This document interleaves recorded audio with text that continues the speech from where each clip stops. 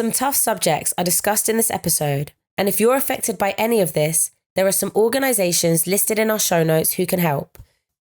So we've talked about before prison and during prison, and I just want to say a massive well done for all of that. For number one, being so open and honest with yourself. Brave and doing all of that work. So you were able to do all of that work for yourself. Like, it's so inspiring, and it's also, well, it's just, we appreciate so much that you're sharing that story with us and the people that listen to our podcast. So yeah, thank you and well done. How did you use all of this work that you've done, like on yourself, post prison and on your release, and into what you're doing now? So post 2018, when I had that mental health breakdown, coming out the back of that, I guess before I was pushing away those support systems, the harmful behavior, the self-destruct stuff, I think starting a therapy was hugely important to me. But also grounding myself in kind of like the support systems that I had in my work, like my work as well, grounding myself in my work. The work that I do fulfills lots of the things that maybe I sought in a negative space. Like, there's risk in my work, there's excitement in my work, there's challenges in my work, there's variety in my work, you know? So yeah, it gave me something to really pursue, to kind of chase after and be focused on. And also, like, importantly, I really believe the work that I'm doing is bigger than me. Like, it's way bigger than me. It's a deeper thing than just me. I think that's also a big part of my journey, because when I first founded my organization, I found that, you know, like, I've told my story in a way today that I have never done before. And I found like I was constantly being invited to do an assembly or do a podcast or what have you, but where I was still in the infancy of my healing stage, and, you know, I wasn't in control of my narrative, because I was still working it out, you know? And as well, like, I think, especially in the Black voluntary sector, which I'm a part of, there was like this emphasis on the hero leader. Yeah. You know, like, there's a lot of people that have come out of prison, started an organization, or come out of prison in the youth work sector. And, you know, I think there needs to be care around how those stories and those people are managed. Like, there's a lot of talk about lived experience and how to use lived experience, but I think in a lot of ways it can often be harmful if the people that are working with those people aren't doing it in a way where it's considered and authentic.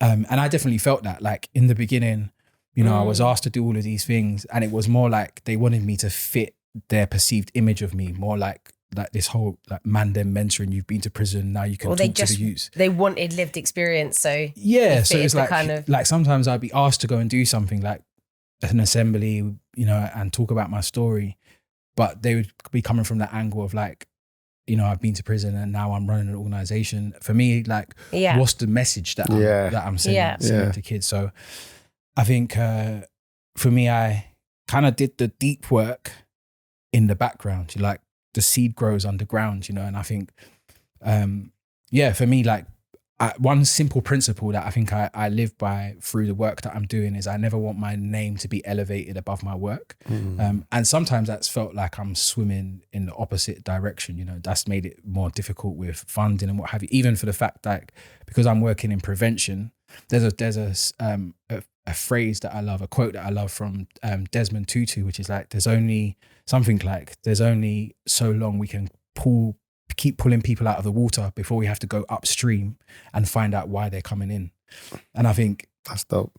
There's always going to be more focus and more attention around the people that are pulling the bodies out of the water than the person or the people that are at the top of the stream building the fences so people don't fall in. So I'm aware of that. Like, there's lots of challenges in the work that I do, because how do you measure prevention? Like, if we know what makes children at risk and vulnerable, you know, we should then be supporting them at an earlier age. But how do you measure if you've impacted that child, if you can't track them for another 20 years? Whereas if someone's just come out of prison and you're mentoring them or working with them, and you can say, you know, we've got them back into education, training, employment, it's an outcome. And I think that's where the funding cycle comes into it, because it rewards. It's always aims and outcomes focused, isn't it? Yeah. But when you got out of prison, you didn't get start your organization straight away, did you? You did some volunteering work. Yeah. And you worked with St. Giles Trust as well. I'm wondering, how did tell us a bit about that, and then also how did that help you shape how you wanted to be in your organization? Yeah, I think so. The first place I worked was an organization based in East London called Spark to Life, and they work with young offenders, mostly in a mentoring capacity. At the time, that's what they were doing. They do a lot more than that now. And they're an amazing organization. They do some incredible work. But the CEO of the organization, he really took me under his wing, and I'm incredibly grateful for that experience, because I said to him, look, I want to start my own thing, but I don't know this sector. I don't know this space. At that time, I didn't really know exactly what I wanted to do. So he uses this phrase, which I really like, was, okay, you're going to cut your teeth with me. Like, so he, you know, I guess in life we have equitable moments where kind of people give you access to places where you wouldn't normally get to go. So, you know, I was in meetings and spaces with him, with local authorities, kind of in at the deep end, and he would give me roles and responsibilities that kind of helped develop me. So I wasn't there for long, but it helped shape my understanding of the space. And then when I went to St. Giles Trust, this was still within that 2 years after I came out of prison. So when I moved on to St. Giles Trust, I did that little bit of time in the hospital, but then I was based in a youth offending team. So yeah, kind of seeing all of that frontline stuff. And I think two things stood out to me was seeing how reactionary everything was. And I'm not discrediting the services that are at that end, because those services, like a lot of them are my peers, and you know, those leaders do amazing jobs, and that work is necessary, but that work wouldn't be so needed if we focused on stuff at that preventative stage.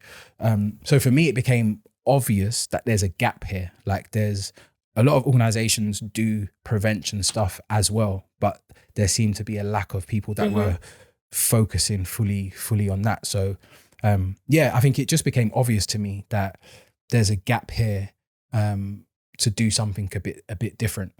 So from my understanding, the focus of the Paradigm Project is on preventative methods, but for young people transitioning from primary school to secondary school, right? Why is that age in particular so important?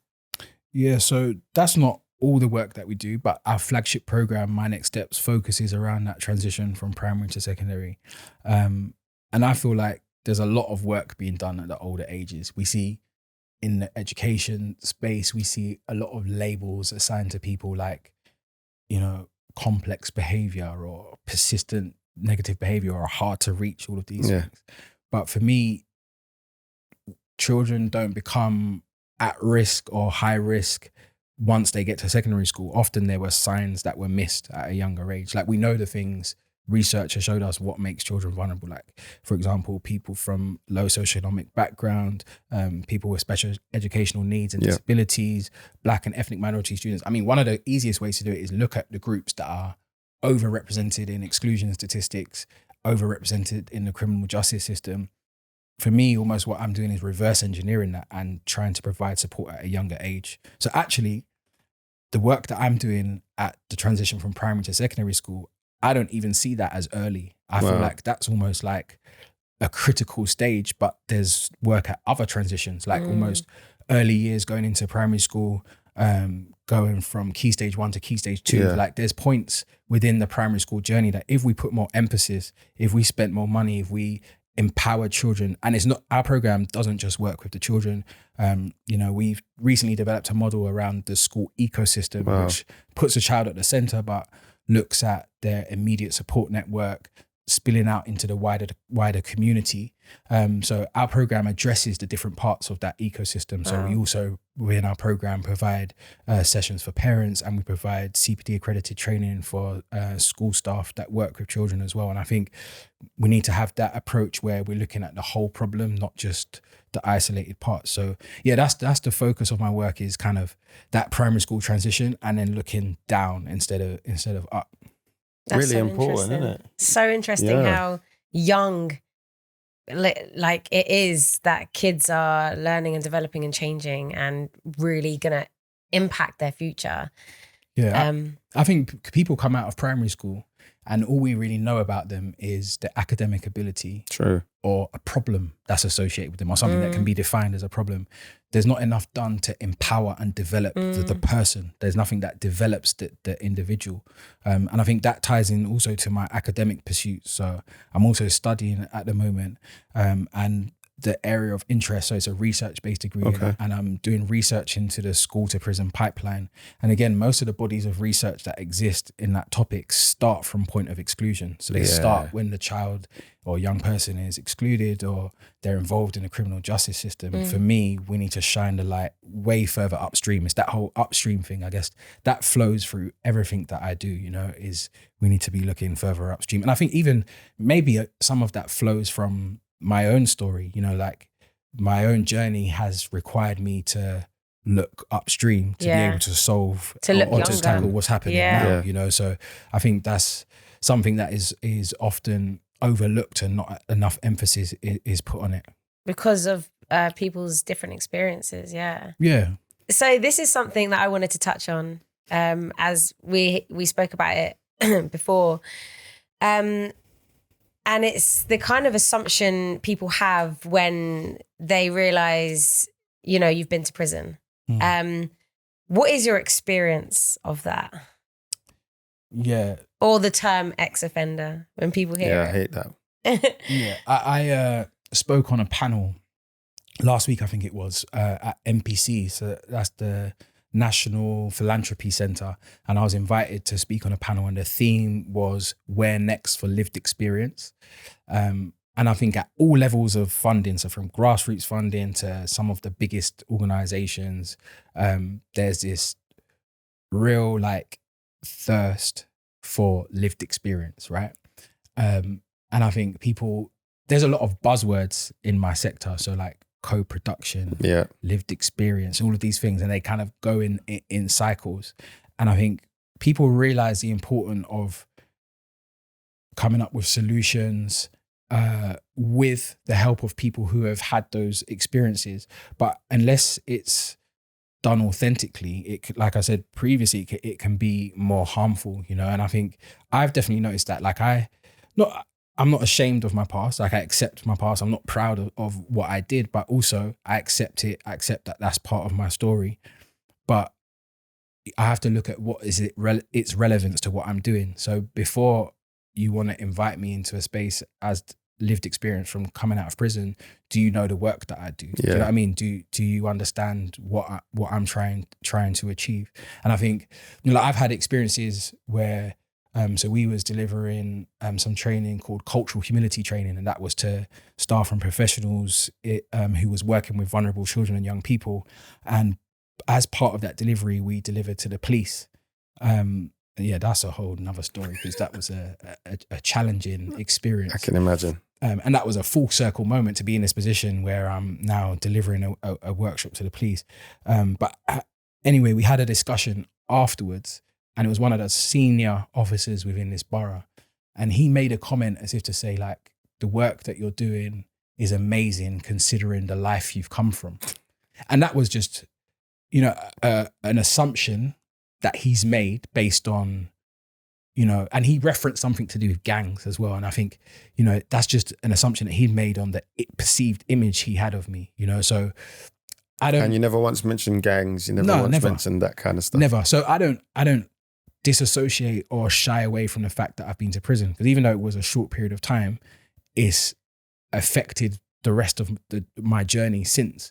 But, you know, like I want to lead with the work that I do and who I am, rather than just that part of it. I think it's lazy when people just make those. How did that make you feel? Yeah, it was like, sometimes you think, oh yeah, you know, like those ones when you go back home, you're like, oh, I wish I said this. I wish I said that. But I think I was able to address it after, but in the moment it caught me completely off guard. You know, like it was almost like I was on the call with my colleague, and afterwards we came off the call. It was a Zoom, and we called each other straight away. And I was like, did he really just say that? You know? And I think that's for me has also shaped the way that I engage with the spaces that I'm in, because like I said, I want to make sure that I lead with my work. Part of the reason why I went on this academic journey as well, I don't have an academic background at all. I did go to uni, but I didn't even last the first year when I was younger. Fair. I just did the freshers stuff and all of that. But so like re-entering an academic space after not being in it for so long and at a master's level, and I'm at University of Cambridge as well. So it's like, Come on. it's like, Yeah, big it's up like yourself, man. it really is in at the deep end, you know. So, but I feel like for me, part of that academic pursuit and almost the need to do that was taking myself out of that lived experience box. You can't just call me a lived experience leader. You have to understand my credentials, the work that I'm doing, and you know, I'm building different foundations. And what that lived experience actually means, not just that, you know, you're a person that was in that experience. It's like everything that comes with that. And I think sometimes that can get misunderstood as well. Yeah, 100%. It's only a part of you. It's not, it doesn't define you. Yeah. So this is something we wanted to ask, and it's going to bring it back to, you know, part of your story and how you are who you are today. But what kind of advice would you give to somebody who has just got out of prison and feels like, or has lost everything, and, you know, doesn't know how to start or where to start in rebuilding their lives? What would you say to them? I think finding your support systems is critical, especially as men. We often want to do it all by ourselves, and it's kind of like almost frowned upon to be vulnerable. I think that was the only thing that helped me move forwards. And my natural thing was wanting to push everybody away. So it actually was kind of counterintuitive to allow people in when I was hurting, when I was, you know, not in a good place. So I think grounding myself in a support network. And the other thing I would say is I'm a massive advocate for therapy. Like it's something that I always talk to my friends about. And the analogy that I use a lot is it's like physio. Like you might have an injured calf and you go to the physio and he tells you because it's something, you know, in a completely different part of your body. And also you shouldn't always go to physio when you're injured. Some of the work can be preventative. And for me, kind of exploring myself and unpacking different things through therapy, again, for me, that's something that's never a closed. You know, even recently, there's been things that have caused me to have to go back into it. And I think that's been transformational for me. And again, that's not something that everybody gets the privilege to engage with, but, you know, there are services that are available to people when they come out of prison and things that they can access. So for me, that's something that if you can, you know, I think engaging with therapy and finding who are those people that can support you. You know, not everybody's privileged to have that as friends and family. There might be, you know, wider support networks, even through probation sometimes, you know, there could be somebody that can support you within the community. So I think finding those people and actively seeking them, because they're not always gonna come to you. You have to be humble enough to say, look, I'm trying to put the pieces back together right now, and I need help. And I think that's the brave thing to do. Yeah, with no doubt. And Thank talking you. about support, thank you very much for that. And talking about support, we like to shine a light or spotlight organizations that can support people in their life after prison. Are there any organizations that you can like shout out or that helped you in your journey? Yeah, I think I already mentioned Spark to Life. They do amazing work. Another organization I know that works with people that have just come out of prison is called Exit Foundation. And the CEO is Paul Days. And he was like a mentor to me when I came out. Somebody that keeps it real, has had experience of the things that he was trying to help support me through. And that, I guess just to repeat the other one, I think the message that I could leave people with is that therapy thing. I think that's huge. It's really important. That's for me, like a lot of the conversations I have with people around me, for me, I'm like, if that's the only thing that you take or a gift that I can give to you is run with that, engage with that. Yeah. Appreciate that, man. Thank you for sharing those. And of course, your organization, we're going to put all of these in the show notes. Just one more to add, Change for Good. They aim to empower those leaving prison and resettling in London to transform their lives through mentoring, advocacy, and peer support. So yeah, we'll put all of them in the show notes. Yeah, and if you enjoyed Joel's story, you should also check out Money Mondays, episode 39. That's another show that I do, by the way. Not just gassing myself up, just saying. Money Mondays, episode 39, which is Jazz's story. And he also gives advice and talks about how you can utilize your time on the inside, working on yourself to really bring out the best in yourself and increase your chances of success in life after prison. So check that out if you wanted to hear something similar too. And of course, we love you guys getting in touch. So if you wanted to, if you had anything to say about what Joel's told us today, or just wanted to get in touch, then Instagram and X is @AfterPrisonPod. TikTok is Life After Prison Pod. Of course, you can email us at podcast@prison.radio. And if you're inside, contact us the usual way via NPR, because we love hearing from everybody. Yeah, so massive thank you to everyone listening. Big shout out to Joel. Thank you so much for sharing what you did. Thank you. Spending time with us. Really enjoyed We it. appreciate you. Thanks to my co-host, Nicole. Come on. Don't forget to like, share, and subscribe, and we'll see you next time.